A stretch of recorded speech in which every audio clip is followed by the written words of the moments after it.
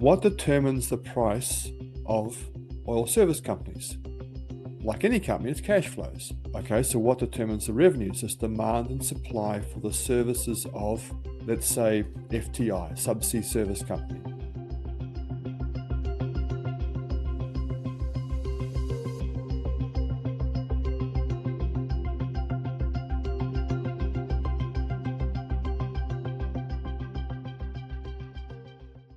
The WTI break-even level is between $59 and $70, depending on the well site, according to Statista. Kuwait, Saudi Arabia, Iraq, UAE, Iran are at the bottom of production costs, both capital and operational expenditure, which is 7 times lower on average than that of the US.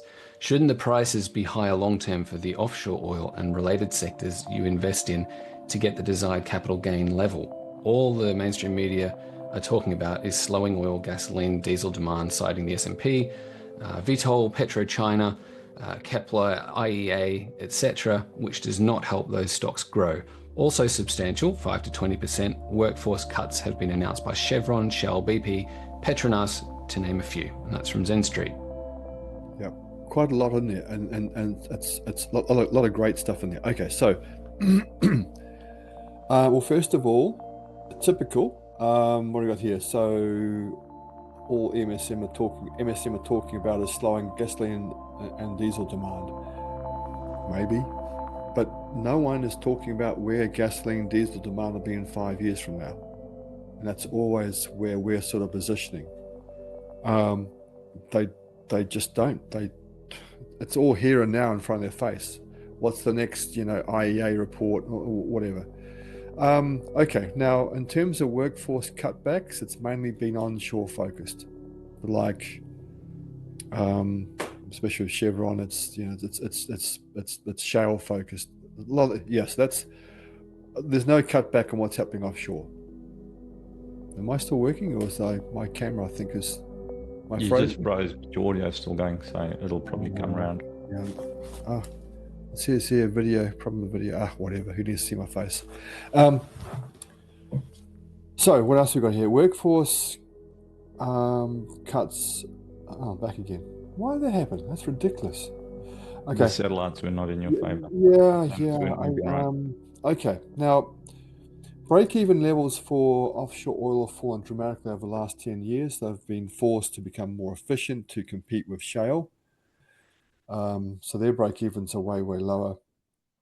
Now, one thing I also want to point out here is and people got to get this very, very clear in their heads. There's a lot of dynamics here, but people often associate, well, if the price of oil goes nowhere, goes sideways, then oil service companies, why do you want to invest in them?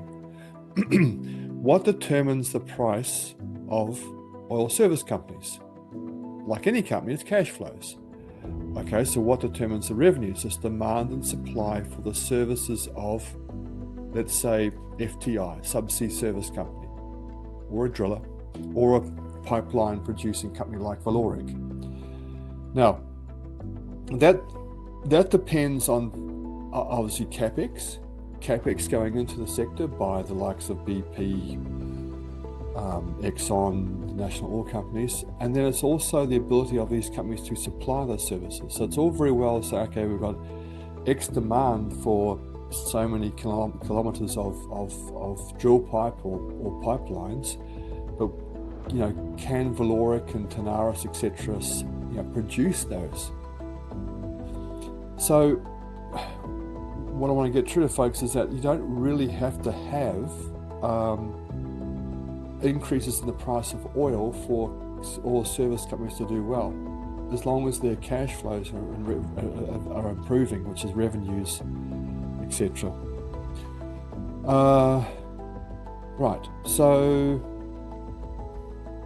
as I said, as far as demand goes, always look at where things will be, say, 5 years from now. That's where your edge is going to come into it.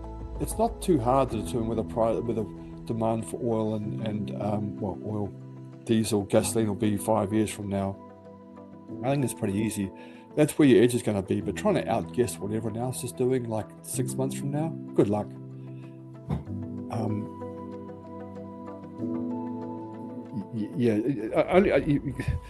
try and trade in time frames where you'll have an edge.